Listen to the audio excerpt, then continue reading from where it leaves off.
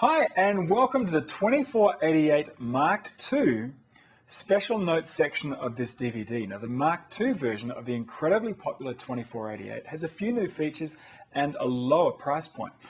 First up, we have a cool new paint job, metallic blue, and also a brighter backlit display. We have double the size hard drive, that's 80 gigabytes now, and the CD burner underneath here is a lot faster with 16 times being the top speed. We have a dedicated sub-mixer fader right here that you can bring in all 8 inputs at mixdown for, say, effects returns or live instruments. Just go ahead and hold down select, and you can assign any or all of these inputs here to come up right on this fader here. Now we have new effects, a live writer function, and a slightly different way of using the metronome and tempo settings. Now that being said, almost all of the functions that are outlined in this DVD are identical to those used on the original 2488, so the remainder of this DVD will simply show you all the functions on the standard 2488, that's the grey one, that we had while shooting this DVD originally. If there are differences in operations between the two, we will have instructions on the screen at that time.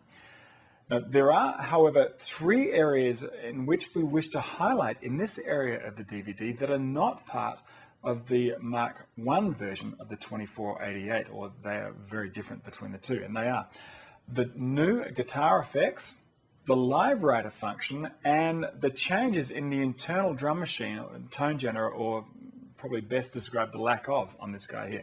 First up, the 2 new effect groups, overdrive and acoustic guitar simulator. I have my guitar plugged into the front input, which is input H here. I want to assign that to my first channel, so hold down our first channel here and select input H as the input to that. So now they're selected, let's go ahead and assign our multi-effect, which is where we have some of our new effects, to that same input. So I'll hold that down and select the first channel as well, and then press this to get into the multi-effect screen. We'll press enter, and as you'll see in the effects section of the DVD, a listing of all the effects channels will come up, but you won't find the overdrive. If you go down here, look at this stuff. You won't find any of this overdrive or this acoustic guitar simulator settings on the original 2488. So let's go ahead and look at them now. Look at all these overdrive listings right here. There's a bunch of these guys to go through, and if you press enter, there's a new tab along the bottom for overdrive here. There's a lot to choose from here. I particularly like the overdrive. Wow, this is a cool effect.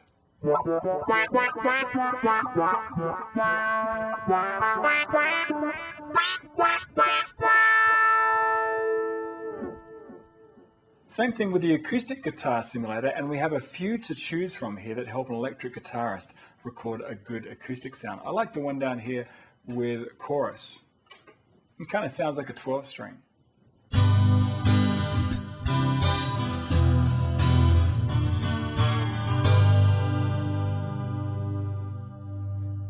The live writer function allows you to take a single long recording, like maybe a set that your band records live at a gig, and then with markers placed at the breaks between those songs, the CD can then be burned with all of those songs split perfectly into tracks.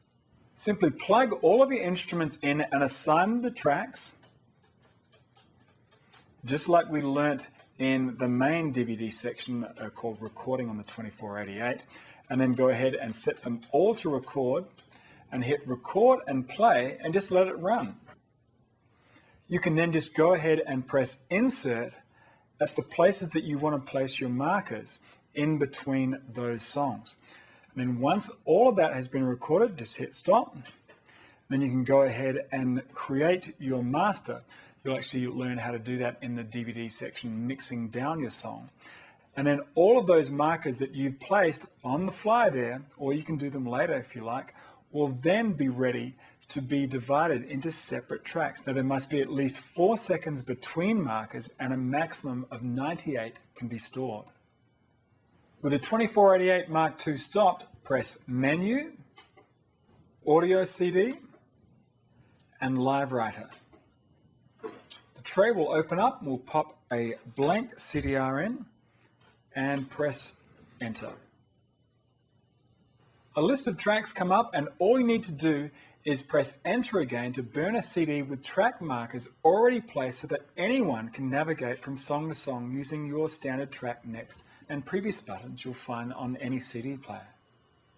One last function we need to highlight is that the original 2488 had a general MIDI tone generator built right in. Now, due to a lot of feedback from existing 2488 users, this feature was dropped to bring the Mark II in at a much more affordable price point. It was found that very few users actually used it. Now, due to this fact, almost an entire section of the DVD named Built-in Tone Generator will not be applicable to Mark II users. 2488 Mark II users can disregard any portion of this section when the built-in drum machine or synthesizer tone generator is mentioned. I will, however, go over how to use the built-in metronome right now because it's a little different than shown in the Mark I footage or the gray 2488 footage. Now, we have a dedicated click button that can engage the metronome, and if you go into the menu, Sync MIDI, and metronome, you'll come to this screen. The metronome can play freely when you just hit play on the 2488 Mark II, or only if you turn the value dial when recording, or in record and play mode. And it can either be an internal, if I go down here, it can either be the internal click, or it can trigger an external MIDI note number, something like maybe a side stick sound on a connected drum machine through MIDI. For example, you can go ahead and select the MIDI channel and also the note number and even the velocity here. We'll go ahead and put this back into internal and free. Okay, I'll exit all the way out to the home page, and I'll press and hold the click button, and we'll come to a screen like this one here, where you can go ahead and bring up and change your time signature and also your tempo here. Now, I mentioned in the main DVD tutorial on the 2488 Mark I, that's the gray one that we use in the bulk of this DVD tutorial, that we use a click for a good reason apart from just helping keep us in time. If we record along to a click, then our performances are locked to measures and beats. And if we go back to the home screen here, and move all the way across the left-hand side, instead of viewing our timeline in hours, minutes, seconds, frames, and tenths of frames, turn this guy, and we can be looking in a much more musical way, which is bars and beats. Now, if we record without a metronome, then these measures here, inside here, will not line up to our performance. So we need to record along to a click, and then when we go straight to, say, the top of measure 6, this will be exactly right on the money. Now, which would you rather see? Would you rather be able to locate to measure 6 when you're doing your punch-ins and edits and various things, or would you rather see this in absolute time? Now, this is kind of a bad example here, but what about if we're at 1 minute and 12 seconds and 3 frames? What is that in measures? Well, if we record along with a click track, it's very easy to see that. You just turn this guy here, and you can see that we're right at the top of measure 37. Well, that pretty much does it in terms of all the things we need to go over on the 2488 Mark II. All the rest you need to learn is pretty much the same as the tutorial that was originally shot on the first gray-colored 2488. If there are any slight differences on the operation of the new Mark II, then you'll see appropriate instructions come up on the screen.